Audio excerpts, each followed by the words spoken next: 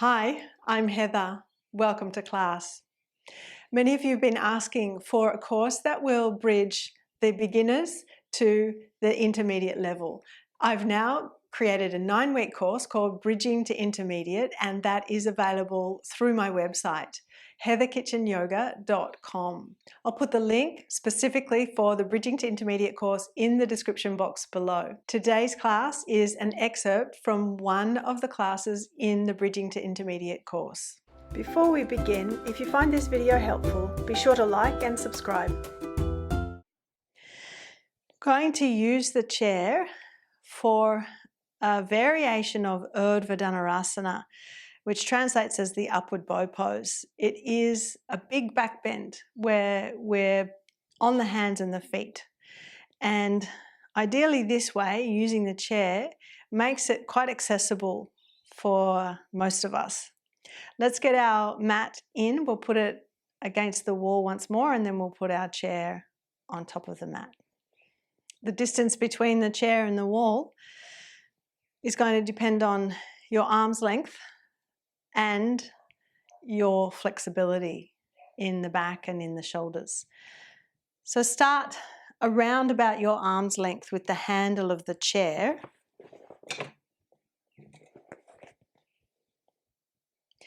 Then if you've got a second sticky mat, fold that in 4 and put that on the handle of your chair.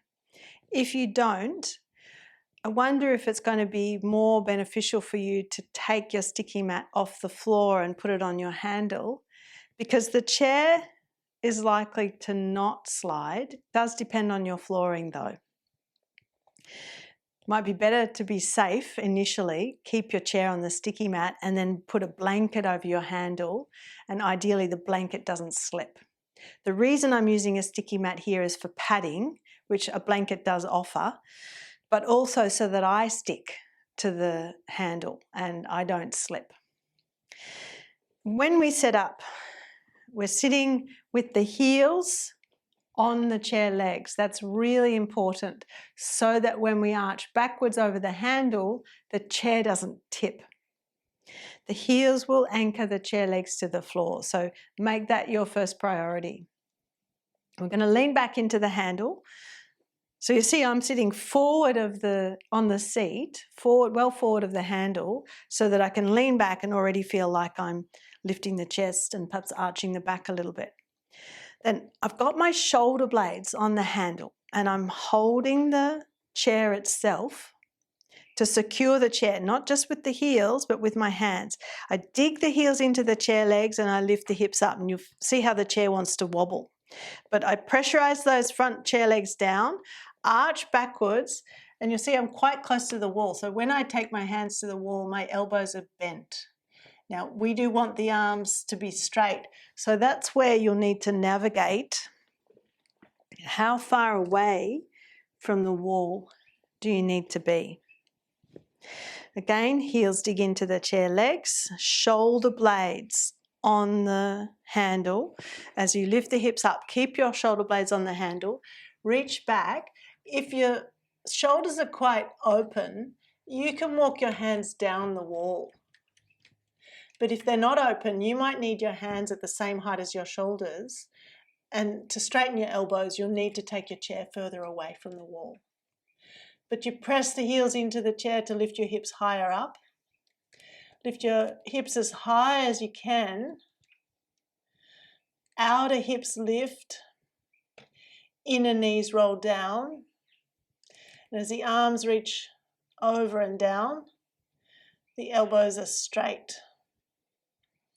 We're wanting to challenge the shoulder joints here by straightening the elbows, as well as challenging the flexibility of the upper back. Then walk your hands back up. You might like to hold your head, lift the head as you come to sit back on your seat. Find neutral. I know the inclination might be to round the back and collapse, but see if you can keep your spine neutral and just observe the body, observe the sensations, observe the residue of the pose. It may not be comfortable, but We often find that in our yoga practice, we're not terribly comfortable. And the practice involves observation and non-reaction. Can we observe ourselves in the pose, observe the physical sensations, whether they're comfortable or uncomfortable, and be in a non-reactive state, just witnessing, like a bystander, just watching, no reactivity. I know it can be challenging, but that is part of the application of our yoga practice. Let's go again. This is our Urdhva Dhanurasana expression today. Supported upward bow pose. Dig your heels into the chair legs. Shoulder blades are on the handle. As you press the heels into the chair legs, lift the outer hips up more and more. Take the head back so that you can reach your hands down the wall. Or perhaps the hands need to be more at your shoulder height because your shoulders feel stiff. But straighten the elbows and go on digging the heels. Lift the hips up as high as you can. Keep breathing and make sure the lower tip of the shoulder blades is still feeling the chair handle. Relax the muscles in the back of the neck as the head descends. Breathe smoothly and be as non-reactive as you can. Just watching, just observing. Then walk your hands back up the wall, hold your head and come to sit. Sit in a neutral position. Relax your shoulders.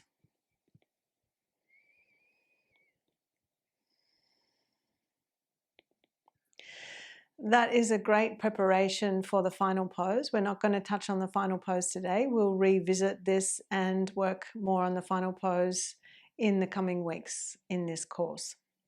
Let's do another spinal twist to start to release the residue of that back bend. Sit forward on your seat so much that you've got the seat behind you to reach to. Bring the legs together, then twist to the right and take the right hand to the left corner of the seat. Spine lifting, chest lifting. Both shoulders pressing back and down.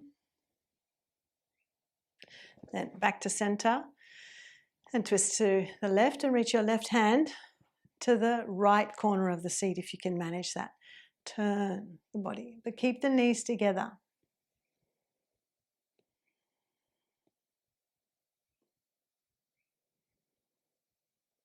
And come back to center. If you've completed Iyengar Yoga Basics or you've done some other form of beginner level yoga, then you've already laid an important foundation. If you've been wondering what your next step is after Iyengar Yoga Basics, this is it. In the Iyengar Yoga Basics course, you learned how to work with alignment. You were introduced to precision, clarity and structure, and you started to develop a more thoughtful relationship with your practice. But very often, this is where students begin to feel uncertain. You know you're no longer a beginner, yet practicing at an intermediate level doesn't quite feel accessible. And suddenly it can feel like there's a gap between what you've learned and what you're expected to know. This is not a failure of your practice, it's a natural stage of development. In Iyengar Yoga, progression is not about jumping ahead, it's about bridging, carefully, intelligently, and with respect for where you are. That's why I created Bridging to Intermediate. This 9-week course is designed specifically for students who have completed Iyengar Yoga Basics, my foundational course, or for those who have done some other form of beginner yoga and are ready to deepen their practice without rushing or skipping essential steps. In this course, we take the principles you already know and begin to integrate them more fully into your body and your understanding. We work on developing greater stability and stamina in standing poses, refining key actions so they become more embodied, learning how to transition between poses with clarity and control, introducing preparatory work for intermediate asanas in a safe and progressive way, building confidence to practice with less explanation and more self-observation. The focus is not on doing harder poses, the focus is on practicing with more intelligence. During the 9 weeks of the Bridging to Intermediate course, you'll start to notice a shift. Your practice becomes steadier as your body becomes stronger. You understand the sequences and the use of props more clearly. You feel calm and steady, both physically and mentally. And importantly, this course prepares you to practice along to the intermediate classes inside the Iyengar Practice Hub with confidence rather than hesitation. You'll no longer feel like you're trying to keep up. Instead, you'll recognize the structure, the progression, and the intention behind the practice. This course is the missing link between beginner and intermediate, between learning alignment and applying it, between following instructions and truly understanding your practice. If you're ready to continue your journey with clarity, structure, and intelligent progression, I invite you to join Bridging to Intermediate. Give yourself the time and guidance your practice deserves and step forward with confidence, one well-supported step at a time. Click the link below and enroll in Bridging to Intermediate today.